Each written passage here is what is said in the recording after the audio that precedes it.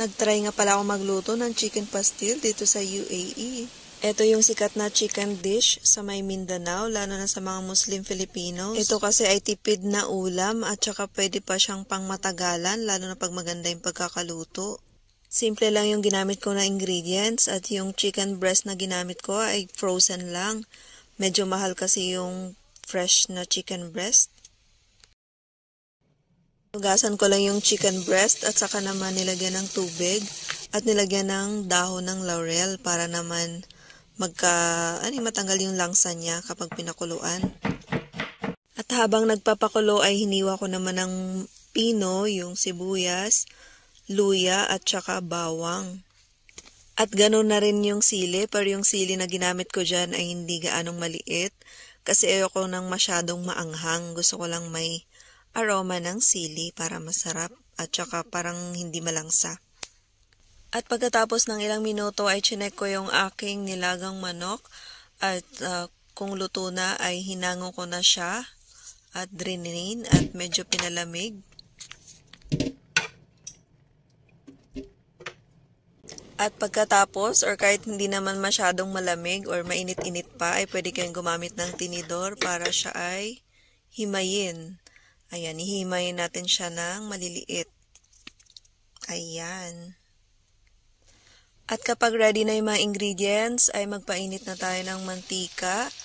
Tapos, ilagay natin ang sibuyas, bawang, at saka yung luya. At saka natin gisahin para maging malasa ang ating chicken pastil. Dito nga lang pala ako nakatikim sa UAE ng chicken pastil kasi nagdala yung kawork ko dati or yung friend ko na taga Mindanao siya actually. At yun nga daw yung kanilang isa sa mga delicacy nila, ang chicken pastil. At nasarapan talaga ako kaya sabi ko pag-aaralan ko kung paano ito lutuin. At pagkatapos ko nga igisa ang bawang sibuyas, luya at saka yung sili ay saka ko naman nilagay yung ating hinimay na manok. Pagkatapos ay nilagyan ko na rin siya ng pampalasa like toyo, paminta at pwede rin ang magic sarap, depende sa panlasa nyo. Naglagay na rin ako ng konting brown sugar para naman pambabalance ng panlasa. At niluto ko lang siya hanggang sa mag-dry out or maging crispy yung manok.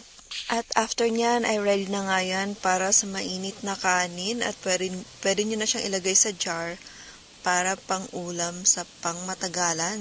O diba? Sobrang tipid. Sana nag-enjoy kayo sa panonood at sana kung umabot ka man sa video na to ay mag-comment ka kung taga saan ka para alam ko naman kung saan umabot ang video na to. Ayun lang. Thank you for watching. Shoutout nga pala kay Aga Cesar Works at kay Ella Bon. Ayun lang. Thank you for watching. Please don't forget to heart, comment, and follow my FB page, Chaan Vlogs page, ang aking YouTube channel, Chaan Vlogs. See you in my next videos. Bye!